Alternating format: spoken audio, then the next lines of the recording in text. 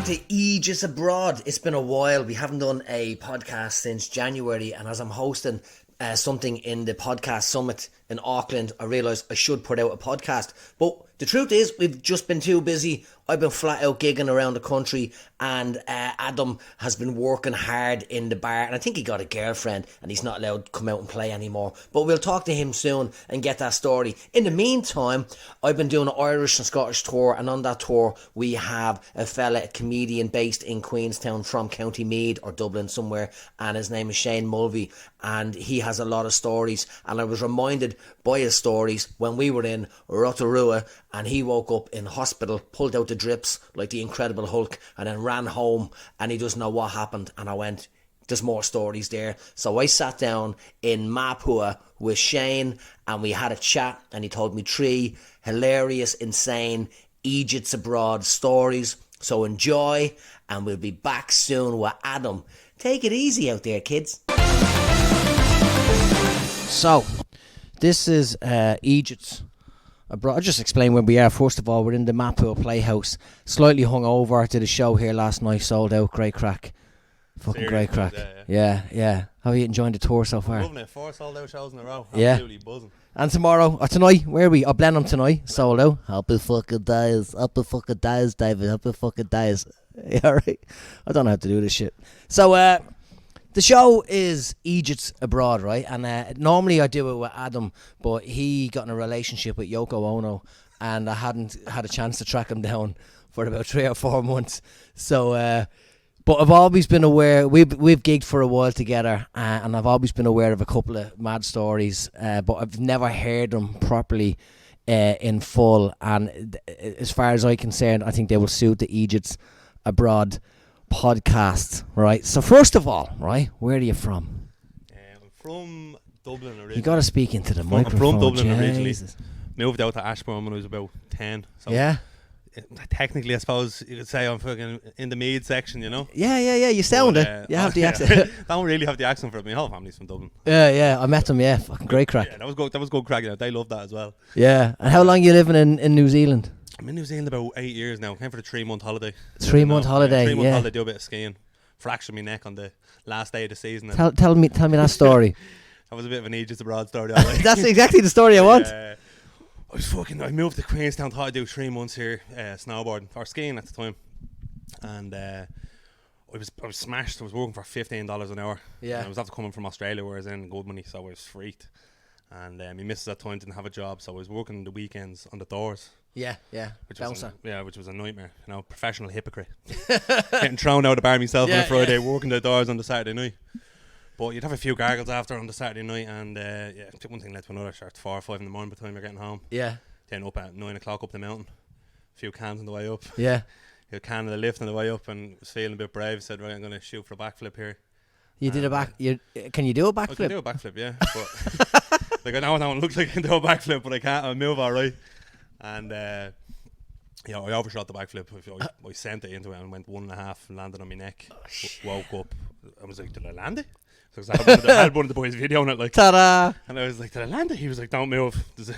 There's an ambulance on the way up the mountain, like. So basically, some board comes up on a set of skis with an inflatable, what would you call it? Inflatable stretcher. Yeah. And 2 of them roll you into that, blow the stretcher up around you so you can't move. You can't move. Yeah. And then it was a crazy section. It's called the Stash up in Remarks in the mountain, and it's a mad place to get down from. Like, it's a crazy steep runs. Yeah. So your one's like carving up the place, bringing me back down in this stretcher, and long story starts. We spent about 3 months in a neck brace in Queenstown, like. But it nearly worked out an alright thing, because I ended up staying in Queenstown. Yeah. Because of it. Yeah. And then everyone was like, "Oh, it's not just a winter town. You need to come and check it out for the summer." Yeah. So because of this great country on ACC, I got paid to be in the neck brace for 12 weeks. That's mad, isn't it? Yeah, it is. It was mad, because if I was in Australia, I wouldn't have got a cent. Yeah. Like, you earn a great money over there, but you're not looked after the way you are here. Yeah. And my boss at the time was great as well. He hooked us up. Yeah. Like, and ACC, they offered to send someone around to cook for you, to clean for you, to wipe your arse, whatever you need. Like. Wow. No, I didn't. What a deal! Did you get the arse wiping? I didn't get the arse wiping. No, I didn't need. I had a missus at the time, so I was sorted. She could pick the nuts out. Yeah. But it was grand. So I ended up staying on then, and just kind of fell in love with the place. Yeah. It's a quality place. Like, I love going down there. It's savage, and it like the winter stuff, I'm not really into skiing and snowboarding, as you know, I've told you. But even that, every time we go down, we do that frisbee golf. And we just get a box of beer each and just walk around on a bottle of Jägermeister, and we're off our chops. But by the time we get to the end, we've no idea what's going on. Everyone's just pissing in different fucking areas while professionals are, it's not for us, but we love it. We love it. It's a completely different thing. I never had a frisbee golf a day in my life. Oh man, you have to go to Queenstown, right? It's just past. I don't know. It's like in a park. Yeah, it's in the garden. I remember telling me outfit about it when I moved over. They fucking frisbee golf and all frisbee golf. He was there. You what? We've done it every time we've gone there. It's something that few beers. It's free. Yeah, it's free. You don't have to pay for it. Like, where would you get it? Then all the professionals. One of the most beautiful places in the country at the same time. While you're off your chops. Yeah. I couldn't do it sober. Like I'd be bored and be three. But yeah. No, it is. It's well worth doing. Well worth doing. Fucking mad. And so do you still go skiing and snowboarding still skiing, now? Yeah, I learned. So I spent 3 months in the brace, and then so I went back with a little bit of fear the next year, and I said, right, I learned to snowboard. So I learned to snowboard that year. Took it handy enough. But still hitting jumps and that, and getting back into the swing of things by the end of the season. And now I haven't been on skis since. Yeah. But I got a set last year off a mate, so I'm gonna get back into doing a bit this year. We'll see if I can still get the backside into me. But would you do it again? Would you go for it? I can throw backy on a snowboard. So I learned to do that over the next couple of years, mostly like on the airbags and that. Like you'd love the night skiing, if you get a bit into it, because you go up there, there's a band on. Yeah. You do a run, have a beer. Run, have a beer. Like it's fucking quality. Is everyone shit faced? A lot of people do be shit faced. Yeah, sure. That's mad though. Yeah, it is a bit mad. Like people aren't shit faced, but they're having a few cans. By the end of it, you will be like. Yeah. But not for me, it's my happy place. Like, I'll be up there during the week on my own. Just dip out of work for an hour or two. Should I go for a pint? Yeah, I'd have a pint up there as well. But during the days, I just dip up there. I might have a Bailey's coffee. Bailey's coffee. Little Bailey's coffee for myself around 10. Go up, do 3 or 4 runs, back to the office in the afternoon. Right, it's not bad. Like it is. Like, you can't beat being up in nature. Did he do a Bloody Mary? I told him no, I wouldn't be into drinking an old vodka laced tomato juice myself. It's not my thing. Vodka and tomato. Vodka goes in everything. Don't mind the vodka, but not with a tomato sauce. It's the only healthy stuff I eat. Yeah, few chicken nuggets in it would be alright. But fucking chicken nugget. I think I'm just hungry. No, just hungry. Couldn't eat that wanky food down in the Mapool Wharf. His food looked like fucking hemorrhoids. Well, yeah, Dave's food did look a bit rough there this morning, but my toasty was alright. It looks alright. Could have done it without the side of sparrow nearly give me a fucking heart attack though. That is a mad thing here when the first time I came here and you're sitting there in a cafe or whatever, and a little fucking sparrow, a little tiny bird just walks towards you. You feel like Snow White, but it's just trying to steal your chips. You're like, what is going on? There was no need for that this morning at all. There was there was like a scarecrow, fake bird up in the ceiling that the little birds didn't give a fuck about. Yeah, they've got fucking hawks all over the place here. Just fake hawks that are supposed to scare the birds, and the birds know well. Go fuck yourself. I got a crumb. Got a crumb, you prick. Yeah, my neighbour has a load of them in his garden. They're supposed to keep away the birds, and the birds to be literally sitting on the thing's head. They don't give a fuck. Yeah. I seen I have a fly, the insect spray, and that's where the flies sit. They sit on it because they know they're sitting on it. The spray isn't going to get building up their immunity. They don't give a fuck. They're just sitting there laughing at me. I'm like, get the fucking fly. It does me head in. Then there was it doesn't matter. The cockroach on the napkins today. They just don't give a fuck. No. Lawless over here for the insects. Lawless. Speaking of lawless, tell me your Mexico story. So when I was only 20, and I was working away for years, and a few of my mates were going on a J1 to America, which is the 3-month go get pissed in America visa. You can work and fucking do whatever you want. Now I couldn't get that visa because I wasn't in college, but we said fuck it, I'd tag along on the trip anyway. So we went over to San Diego, and it's a mad kip. Yeah, that's where a lot of Irish go. A lot of Irish over there now. It was quality, like. Yeah. And as you know, California, big weed place, like. Yeah. So first day, like we looked in. There's 3 beaches in San Diego. It's like Mission Beach, Pacific Beach, Ocean Beach, and Pacific Beach is the big one where everyone wants to live. We were there a little late, couldn't get a place. Down to Mission Beach, we couldn't get a place. Okay, we'll try Ocean Beach. Yeah. And Ocean Beach is a crusty town at the end of it, where it's fucking like no chain stores, all hippies, no one wears shoes. It's right on the beach, but savage spot, like crusty as in like hippie. No, yeah. That's what they there's loads of homeless on the beach there, and they call them crusties. That makes sense. But they're living the dream. They're just down chilling at the beach. Yeah. Swigging the 40s out of brown bottles or brown paper bags, That's the saying there. Jealous of that life, yeah. But straight off the bus there, and first thing a fella walks up and you want a $10 gram of chronic? I was like, fuck yeah, big Dr. Dre fan, you know. What could go wrong? Gives a bit. So we were smoking loads of weed and that there, and it was great crack and everything. But just chilling on the beach, like doing little spots of body surfing during the day, you know, and fluting about, having a few beers at night. And there was this fella called Hollywood Ray, right? And Hollywood Ray was this bogey fucking Californian. Hollywood Ray. And he ran these party nights to Mexico. Like San Diego was right on the Mexican border. Okay, yeah. Shares the border with Tijuana. Yeah. So our gaff to the border is about 20 minutes. Yeah. So every Wednesday, $20, and Hollywood Ray comes down and picks you up in this party bus.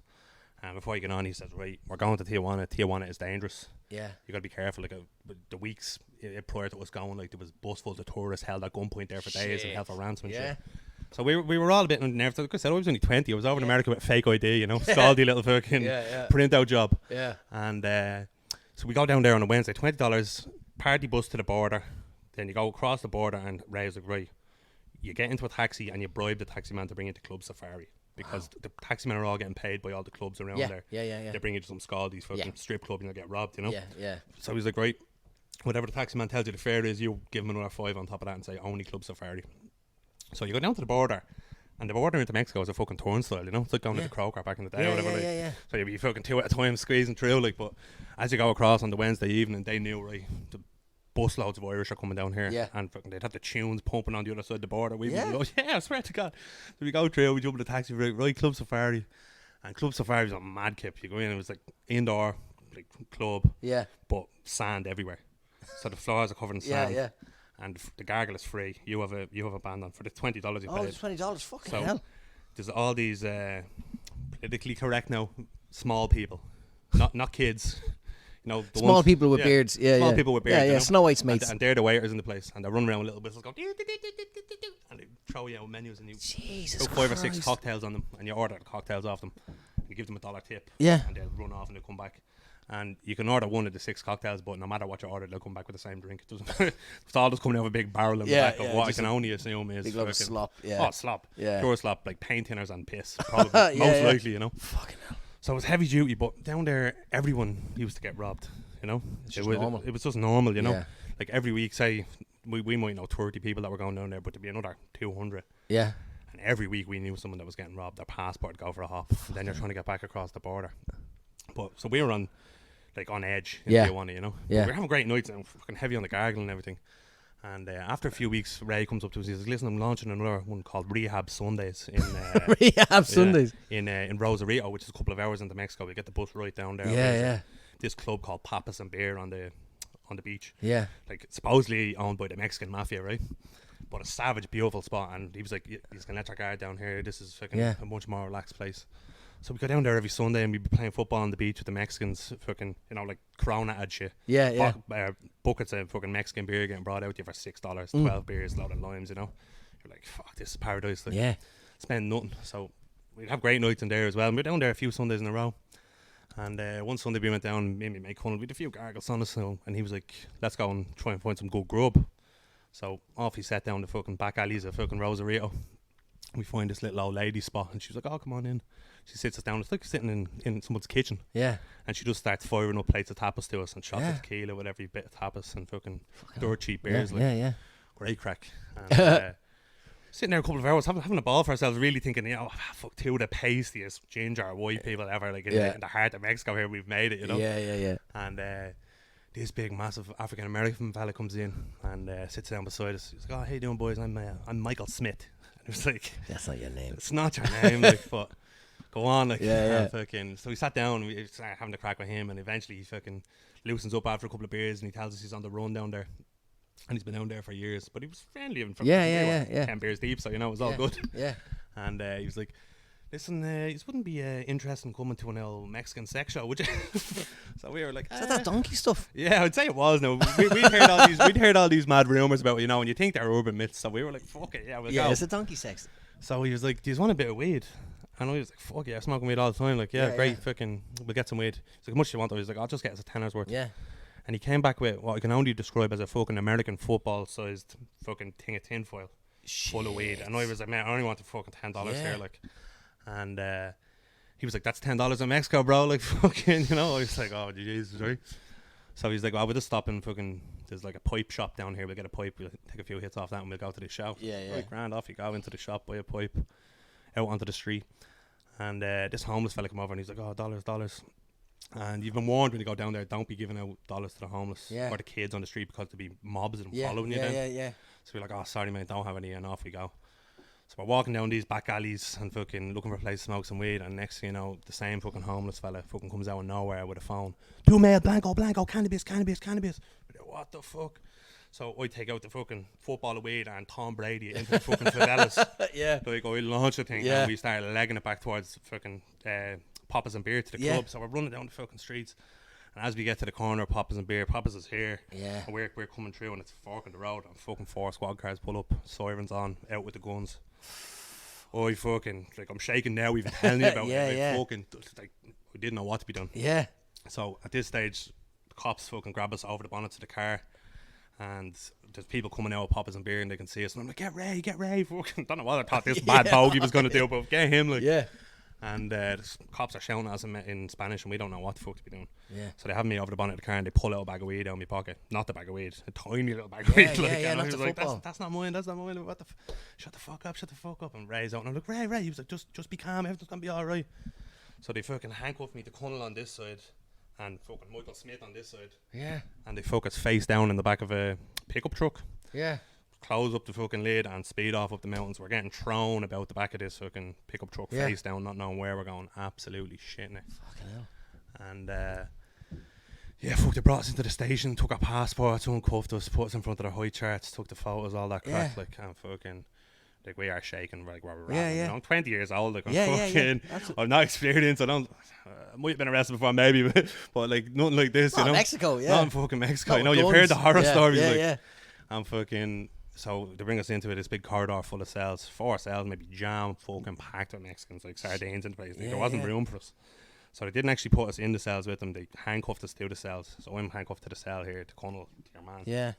And your man Mike Smith is fucking like, listen boys, everything's going to be alright. You can pay your way over into Mexico. And we're like, fuck, like, let's fucking hope you can.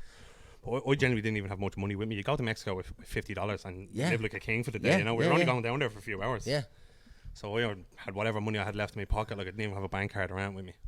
And we were like, fuck, we're like in here a couple of hours now. And the Mexicans in the cell, one of them came over and started fucking getting it into us, calling us the gringos and everything, you know, and we were like, oh, fuck this. But then when they cop we were Irish, they were actually grand. They start asking, oh, you drink Guinness, the black stuff. Because I think they actually get like pint bottles of it down there. Delivered in some places. Like, you know, and be warm. Be warm, horrible piss. Like, you want to know dirty. I want it down there, a bit of lime and take the edge off. Not a fucking Guinness. But they were actually grand. So in there a couple of hours, and then fucking cop comes back through and he's like, right, the judge will see you now. And we're like, fucking judge, right? Into this office, and I swear to God, it was like something out of fucking James Bond. This cunt turns around in a big swivel chair with a fucking cigar and everything. He's like, so, do you think you can bring drugs into my country? And we're looking at him like, no one brings drugs to Mexico. I couldn't get drugs in Mexico. Bought it from here, And fucking, but we're shitting, and he's like, no, we didn't bring it. He's like, shut the fuck up. You will fucking pay for your crime. And we were like, oh, Jesus Christ. Like, I'm fucking about to start bawling crying. And he was like, fucking 20,000 pesetas or whatever he asked for. Like, I was like trying to do the maths in my head, you know. I'm fucking terrible at maths anyway. But it was about $220 each for something to get out. And I was like, I have fucking $30 in my pocket here. Like, what are we going to do? And he was like, to me, my cousin was like, what have you got? And Connor's like, oh, I have a bank card. Like, he's like, no, go get cash. And Connor was like, oh, where do I go? And he's like, just go get cash. And fucking they just sent him out the door. And he was like, but if you don't come back, you will never see your friend and all. And fucking there's me. Wow. Going, oh, Jesus Christ. Like, I'm proper terrified. So they asked Mike Smith, how much money have you got? And he's like, having a bean. He was like, boys, will you pay for me? And we were like, no. I don't even know you. Like, for all we know, you were in on this. Like, you know? Michael Smith. Mike Smith, me Mickey. Like. Where's your fucking ID? So Connell goes off and they handcuff me to a chair in the precinct and put Mike Smith into the cells. And Connell's gone and I'm sitting there for like an hour or so fucking just shitting it. The cops are standing up at the fucking desk throwing peanuts, just bouncing them off my head while I'm there with my hands and me fucking throwing peanuts at me, right? So I'm handcuffed with this. And I put my hand on my face like this, just shitting it. And they're bouncing peanuts off me and laughing at me and everything, like sitting there like, that's mental. So I was like, Connell could get robbed here, right? Going to, like, going to an ATM. We were up a fucking mountain, you know. Yeah, It was like this fucking wall, this roof, you know, like you were fucking bouncing around the place. I was like, where even are we, like? And we'd heard horror stories of people getting robbed every week in Mexico, so we knew it was dangerous. Yeah. So luckily enough, Connell came back with the money, like, and fucking off. They gave us the passports and let us out. Like, they only wanted the cash, but you know yourself, you fucking at the time you thought. Christ. So we were fucking straight back down to Papa's and Beer just before the bus left, and fucking gives a couple. You got the last bus. Yeah. Gives a couple of tequilas there to fucking settle the nerves. And back across the border, like. Oh man, that's insane. It was fucking a scary time, like, but it was some crack as well. Like, I'd say it was. Good story once it's done, like, but Jesus Christ. I wouldn't be able for that. But I tell you what, I wasn't the better of it. Fucking the better of it. And when he rough with you, did he beat like? No, they didn't beat us or anything, like. But when they threw us in the back of this truck, and handcuffed to him there, like his head off the cab. What's it called? The back of the truck. Cab and then thing up, and we were thrown around the back of that thing. They weren't delicate with us, like. They only wanted the money, like. They could have just said at the start. We would have just given it to them straight away, you know. You wouldn't have given it straight away, though. I would have. You don't want to be like, if they had put us in the cells with the Mexicans, I would have been fucking destroyed. We shell of a man anyway at that point. I was terrified, like. So if they had put us in there, good luck. Yeah, I wasn't able for the night in the cells. I don't think, like. This was all over the space of about 5 hours. Maybe. Yeah. But it was some. And everyone else is in the bar having everyone else in the bar having a crack. And we were down there with a load of people. Like, well, they probably weren't. Like, our mates were like, Jesus Christ, what's going to happen here? Yeah, but he still had a few drinks and had a laugh. Yeah. They were still dancing by the time you got back from prison. We still went back the next Sunday. Did you go back? Yeah, we went back the next Sunday. Yeah, we just didn't go fucking looking. We didn't go looking for football gear. No more buying weed in Mexico for me. That was the end of that. So you got to be careful, like. That's mad. And Mexico does legalise weed as well now. It's all legal down there. You can do whatever you want. Yeah, go back now. And wouldn't mind in California, like. When we were first in San Diego, we were staying in a hostel. Yeah. And there was people like smoking weed outside the hostel, big massive bongs and everything. And there was a cop shop directly across the road. But it's all like everyone had their medicinal card. It's all above board. Medicinal card. Medicinal mean like what's wrong with you? Lots of things. Just give me the weed. I have a headache. You need weed. There you go. But some crack in Mexico off that one. Fucking hell. Is that the maddest? Is that one of the maddest things that ever happened? That has to be, isn't it? Yeah, definitely one of the scariest now. And a few dodgy ones abroad, like. Yeah, like what? Well, I have a good one for you. You like this one? I was living in Sydney for a good while. Yeah. And we were living in a house in Surrey Hills, which is just outside the city. Savage big gaff load was there, and then slowly but surely everyone was leaving. So like people were going back to England, back to Ireland, and my mate Connell was having a going away party. Same dude as Mexico. Yeah. He was living over there with him. He fucking mad cunt. And it was his going away party, so we were going out that night, and I was living in a B&B in Bondi Junction. Yeah. And he was living in another place close by, and we had only moved out of this big gaff that we all lived in the week before. Yeah. So that morning we were like, we're going to get some new clothes, a haircut, you know, for our going away party. Yeah. Might be a few women out tonight or whatever, you know. And we were walking by the bar in Bondi Junction where we were having the going away party. We was like, fuck, we've never been in here. We better go in and make sure the beer's all right. This is at about 10 o'clock in the morning. You know? Yeah. So obviously the beer was all right, and we ended up staying there for the day. We were sideways. No new clothes, no fucking haircut, no nothing. And so I think it's 7 o'clock that night, everyone else showed up. Yeah. And we were 8 hours into the session at this stage, like, you know. So we were like, fuck, what we do, we go and get a lot of the no-dose tablets, you know, the caffeine tablets. So we took about fucking 20 of them, and there was nothing happening. Like, ended up we were crushing them off the bar and snorting them in the bar and everything. Yeah. And it turned into a wild one, obviously. So I wake up the next morning and I'm in the B&B and I'm like, Jesus Christ, that was some fucking night. Like, where's my phone? So I'm looking for my phone, can't find the phone. Where's my wallet? Jeez, where's my clothes? What's going on here? Like, and so I threw on some other clothes and I went tracking down to one of the boys' gaffs and I was like, here, ring my phone there. So I ring the phone. Hello? Yeah, this is Surrey Hills Police Station. I was like, oh, you're joking me. So they were like, yeah, we have your phone, your passport and that. Swing down here and we'll sort it out. Oh, for fuck's sake. So I was like, alright, no worries. So I swing down there and I was like, I just rang up, you think you have my phone? They were like, no, I don't think so. So like, let's see, and they were looking around. Can we come back? She was like, I really don't think I have a phone. I said, I rang a few minutes ago. She goes, oh, you're not the naked guy, are you? I go, oh, jeez, I probably am, yeah. And she was like, yeah, you're under arrest. I was like, oh, no. Oh, shit. So I was like, listen, what's after happening here? And she was like, were you in Surrey Hills last night? And I was like, no, but I lived there last week, like. And she was like, what was your address? So I was like, 32, whatever the road was. Old Southhead Road or something. And she was like, yeah, well, you were back there last night. Went back, let myself in the back door of this gaff after moving out the week before. I was that drunk, I forgot I moved out. Yeah, you forgot. Went up, stripped off, got into the bed, and someone else was in the bed. No, there was no one in the bed. No one in the gaff. Yeah. But people came back late that night. Yeah. And found me asleep in their bed, and the cops reading the transcript to me, and they're like, it's an Asian couple. And the Asian couple are like, what are you doing in your bed? And I'm like, what are you doing in my bed? You know, and this goes back and forth for a couple of minutes, and obviously I realise, oh shit, I don't live here anymore, and I just darted out the front door of the gaff, left on my clothes, my phone and everything. That is absolutely fucking brilliant. Yeah, well, the cops were sounding up about it. They were like, this is pure hangover stuff, like. But, yeah, they arrested me for like a couple of hours. Obviously, the people didn't want to press charges around, and it was all good. Like, and the cops were loving it. They're like, "This is the best story." Oh, that's brilliant. And sent me on my way. Like, so I was in the cells for a few hours again that day. Like, how many times are you arrested? That's the only two times. Yeah. So I left the cell out of that, like, and I was fucking straight to the pub again for a pint to settle the nerves. Yeah. Alcohol is the fucking cause and solution of all my problems. Yeah, exactly. Fucking hell, that's a brilliant story.